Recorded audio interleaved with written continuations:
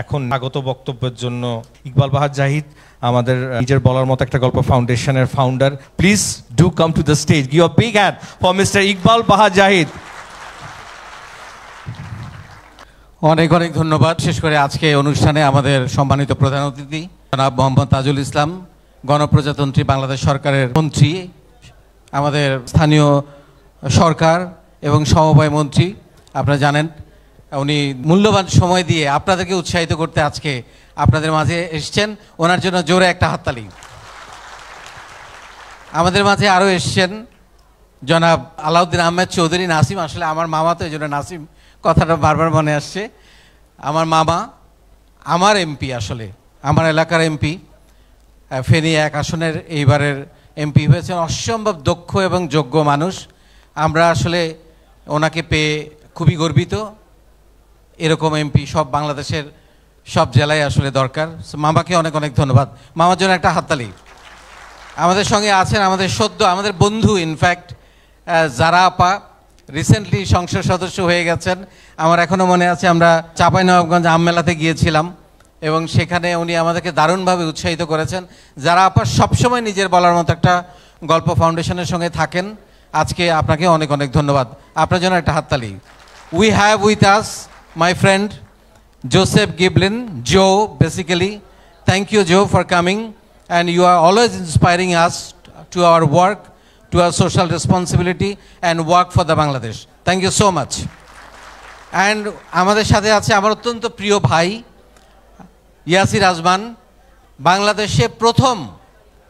বাংলাদেশে গ্রামীণ ফোনের প্রথম বাংলাদেশি সিইও। তার জন্য জোরে একটা হাততালি। আজমান ভাই সবসময় আমাদের এই কাজকে অ্যাপ্রিসিয়েট করেন, আমাকে উৎসাহ দেন। বেসিক্যালি আজকে আমি ওনাদেরকে ডেকেছি, আমার ডাকে ওনারা সাড়া দিয়েছেন একটাই কারণ, আপনাদেরকে উৎসাহিত করা, আপনাদের পাশে থাকা।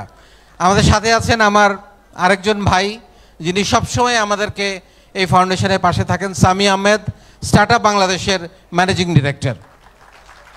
এবং এখানে আমাদের সাংবাদিক ভাইরা, বাংলাদেশের প্রায় সকল টেলিভিশন থেকে আমাদের সাংবাদিক ভাইরা বোনরা এসছেন, প্রিন্ট মিডিয়া থেকে এসছেন সবাইকে, এবং আমাদের আরও অন্য গেস্টরা আসছেন, সবাইকে অনেক অনেক ধন্যবাদ। এবং আমাদের প্রাণ, আমাদের উদ্যোক্তারা, আমি মাননীয় প্রধান অতিথি এবং বিশেষ অতিথিদের জ্ঞাতার্থে একটু বলতে চাই। আপনারা অলরেডি এভিতে যেগুলো বলেছেন আমি রিপিট করব না, শুধু একটা কথা বলবো, বাংলাদেশের 64 জেলা এই মুহূর্তে এখানে উপস্থিত আছে এবং আমরা আমাদের এই ফাউন্ডেশনটার সাংগঠনিক কাঠামো এমনভাবে বিস্তৃতি করেছি, আপনারা শুনলে অবাক হবেন। 64 জেলাতে আমরা কাজ করছি, আমাদের সাংগঠনিক টিম আছে। পৃথিবীর 50টা দেশে প্রবাসী বাংলাদেশিদেরকে নিয়ে আমরা কাজ করছি। কারণ প্রবাসী বাংলাদেশিদের একটা বড় সমস্যা হয়, তারা মিডল ইস্টে, বিশেষ করে যারা 1 কোটি আমাদের প্রবাসী মিডল ইস্টে থাকে, তারা তো কোনোদিন গ্রিন কার্ড পাবে না, তাদেরকে কোনো এক সময় দেশে আসতে হবে। কিন্তু তারা এসে কি করবে? তাদের হাতে হয়তো 5 লাখ, 10 লাখ, 20 লাখ টাকা আছে, তারা এটা জানে না। আমি তাদেরকে মানি ম্যানেজমেন্টটা শেখাচ্ছি, তারা যাতে এখানে এসে নিজে কিছু করে থাকতে পারে, চাকরি না খুঁজে উদ্যোক্তা হয়। আসলে আমরা বাংলাদেশের বেকার সমস্যার সমাধান করার জন্য হলো কিছুটা কাজ করছি। আমি ইতিমধ্যে বলেছি আমার স্লাইডে যে আমরা আগামী 2 বছরের মধ্যে বাংলাদেশে আমাদের উদ্যোক্তাদের দিয়ে অন্তত 10 লক্ষ কর্মসংস্থান তৈরি করতে চাই।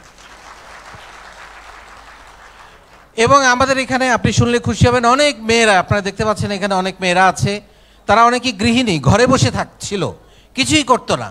তাদেরকে আমি স্বপ্ন দেখিয়েছি যে তুমি ঘরে বসে কাজ করো, অনলাইনে ব্যবস্থা করে দিচ্ছি। আপনারা দেখেছেন আমাদের অনলাইন হাট এতই জমজমাট যে প্রত্যেক সপ্তাহে 2 দিন হাট বসে অনলাইনে। সেখানে প্রায় 28 কোটি টাকা সেল হয়েছে গত কয়েক বছরে। একটা টাকাও তাদেরকে কিন্তু কোনো মার্কেটিংয়ের জন্য খরচ করতে হয় নাই, ফেসবুকে বুস্টিংয়ের জন্য দিতে হয় নাই, কাউকে কমিশন দিতে হয় নাই, ফ্রি। মাননীয় মন্ত্রী, আপনি শুনলে খুশি হবেন, 2018 সালের 1 জানুয়ারি শুধুমাত্র বাংলাদেশের জন্য কিছু করার প্রত্যয়। আমি ব্যক্তিগতভাবে সরাসরি রাজনীতি করি না, বাট ডেফিনেটলি আমার একটা মতাদর্শ আছে। কিন্তু আমি ভাবলাম আমি তরুণদেরকে শেখাইতে চাই, সারা বাংলাদেশের তরুণ তরুণীদেরকে আমি শেখাচ্ছি যে তোমাদের প্রত্যেকেরই বাংলাদেশের জন্য কিছু কাজ করার দায়িত্ব আছে এবং সেই দায়িত্ব আমি আমার কাঁধে নিয়েছি। আমি নিজে একজন আইটি উদ্যোক্তা, ব্যবসা করি, তার পাশাপাশি আমি প্রতিদিন 5 থেকে 6 ঘন্টার সময় এই মানুষগুলোর জন্য দেই। এবং আপনাকে যেটা বলছিলাম যে 492টা 64 জেলায় আমার সাংগঠনিক নেটওয়ার্ক আছে, 50টা দেশে আছে এবং 492টা উপজেলাতে আমার সাংগঠনিক টিম আছে। কোনো উপজেলা নাই যেখানে আমার টিম নাই, আমার উদ্যোক্তা নাই।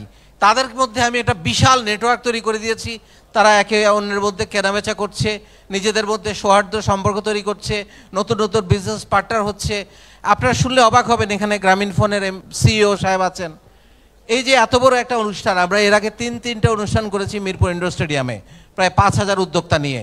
এত বড় প্রোগ্রাম আমরা ভাবলাম এখন থেকে একটু ছোট করে করব, কারণ এটা সামাল দেওয়া খুব কঠিন হয়ে যায়, আমার জন্য একটু প্রেশার হয়ে যায়। সেই জন্য এবার একটু আমরা মাত্র আমাদের নিচে আপনি যে স্টলগুলোতে গিয়েছেন ওইখানেও প্রায় 700-800 লোক ওইখানেও বসে আছে, এখানেও 1000-এর বেশি লোক আছে।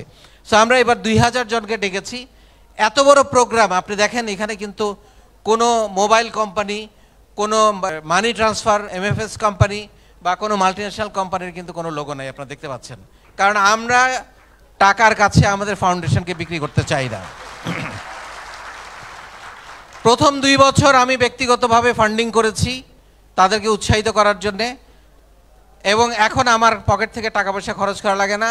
এত লাখো উদ্যোক্তা তৈরি করেছি, তারা 500 টাকা 1000 টাকা দিয়ে এই প্রোগ্রাম সফল করে ফেলে।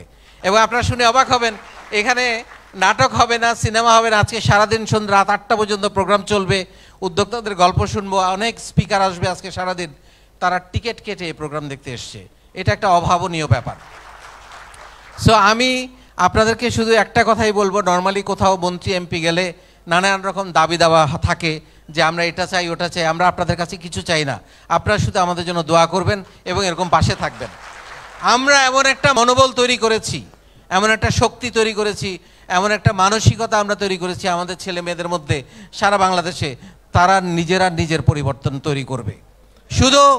শুধু দরকার তাদেরকে একটু উৎসাহ দেয়া, একটু পাশে থাকা। আপনারা যেমন করে আজকে এসছেন, উৎসাহ দিচ্ছেন, আমরা অনেক কৃতজ্ঞ এবং অসংখ্য ধন্যবাদ আপনাদেরকে। আবারও অনেক ভালো থাকবেন। আসসালামু আলাইকুম।